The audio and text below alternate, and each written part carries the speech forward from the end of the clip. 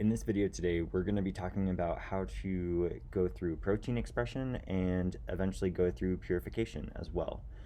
So to start out with, what we need to do is autoclave some of our media so that it's sterile and we don't have anything living in there that we don't necessarily want. So we're going to open up the autoclave and put our media in there and then take it out after about an hour. And then we're going to go ahead and add some different resistant drugs to it. So this is going to allow the bacteria culture that we want to grow in the media that we have, and that way we don't have any contamination. So the bacteria that we have has some resistance to it, and it's going to grow appropriately in here. So we're also going to add some overnight solutions. So this is 4 mils of our overnights to each of these culture bottles, and dump that in before we go ahead and place that back in the incubator for us to continue to grow up. And we're going to watch this over time to see how quickly the solution grows. And we're going to be able to measure that in this device here. So what we're looking at is the OD 600, which is the ocular density 600. And what we're looking for is an ocular density of about 0.6, at which point we can go ahead and add IPTG, which is a type of sugar that allows the T7 promoter to be activated and allow for whatever protein we're looking for to be expressed. So we're going to go ahead and move this to a different incubator at this point. There's a different kind of setup that we use in our lab, but basically it's still running at 37 degrees C. So after it has cultured for whatever amount of time you need your protein to express for, we're going to go ahead and spin down our culture solution. So we're going to put them into these conicals and then measure them and weigh them out so that they all have the same weight so that our centrifuge is balanced. And then once everything is balanced out, we're going to take them over to the centrifuge and spin them down. So I typically do this for about 45 minutes at 7,000 RPM. And then after that is done, we're going to take them out and we're going to pour off the media that is left on top of it. And what we'll have underneath is actually this little cell pellet, which you should be able to see here, and we're going to scoop that out. So once it's scooped out, we're going to put that into a 50 ml conical, and we can store that at -20°C as long as we need to. So moving over to protein purification, what we're going to do is make some buffer solutions that we're going to work with, and we need to filter sterilize all of these. So we're going to go ahead and use a vacuum system to pull them through a membrane and make sure that they are filtered out appropriately. Once they've been filtered, we're going to go ahead and add our initial buffer to our cell pellet and allow it to melt because it was in the freezer. And then we're going to mix this back and forth and bring it up to about room temperature. Now I'm also adding some additional factors such as NP40 because my protein is membrane bound, so this should allow the protein to escape the membrane a little bit better so that I get a better purification. Now what I'm going to be doing is setting up a Sonicator Bath, and what I do is add some ice to one of these little cups and then place a 50 ml beaker inside of it. So we can go ahead and pour our cell pellet solution that has the buffer and our cell pellet in it, and we can take this over to our cold room where the Sonicator is. So first we're going to clean off the Sonicator with ethanol and wipe it down, and then we're going to run some additional pulses with just water so that we remove anything that might be left over. Then we're going to go ahead and place our cell solution into the Sonicator. So the Sonicator that we use, I have it on cycle 7 at 70%, and I do this for about 30 seconds at a time with 1 minute of rest in between.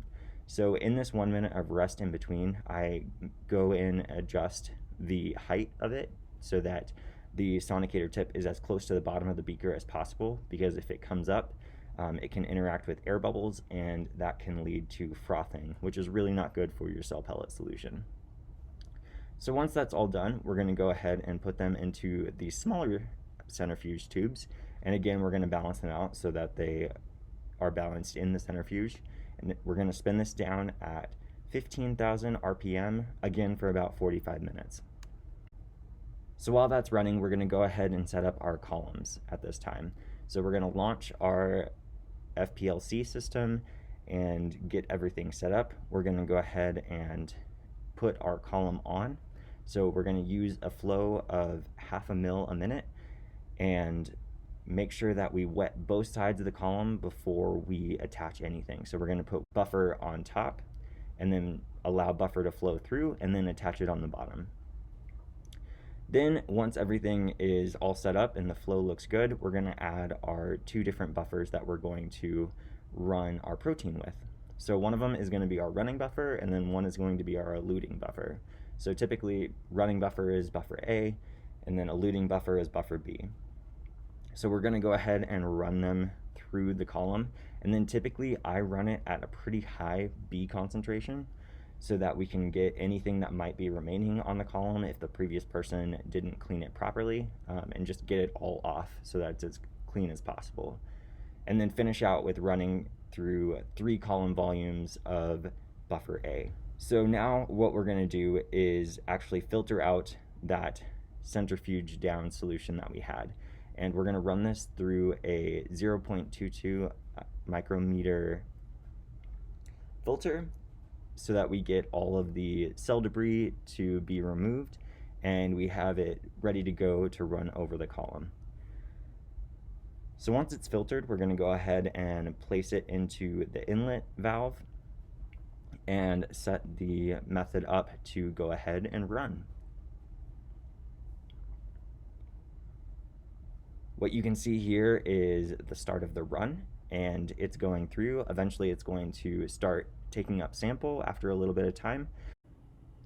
Once the system starts pulling in the sample, we're going to go back and watch it and add buffer as soon as we're really low in our volume so that the system doesn't pull any air.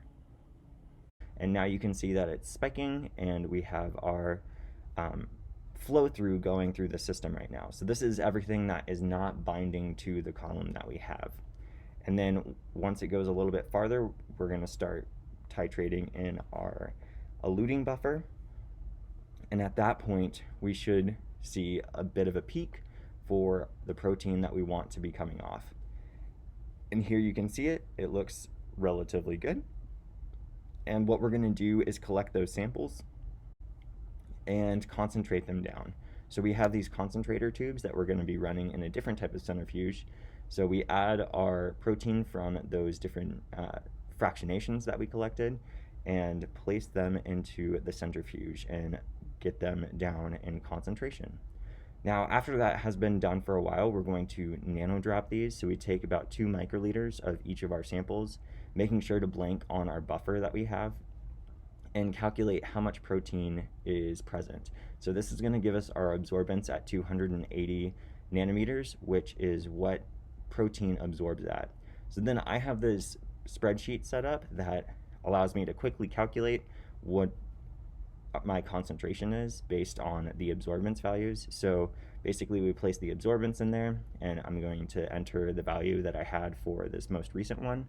I have my extinction coefficient that I looked up for my specific protein, as well as the molecular weight for my protein, and this allows us to calculate the concentration.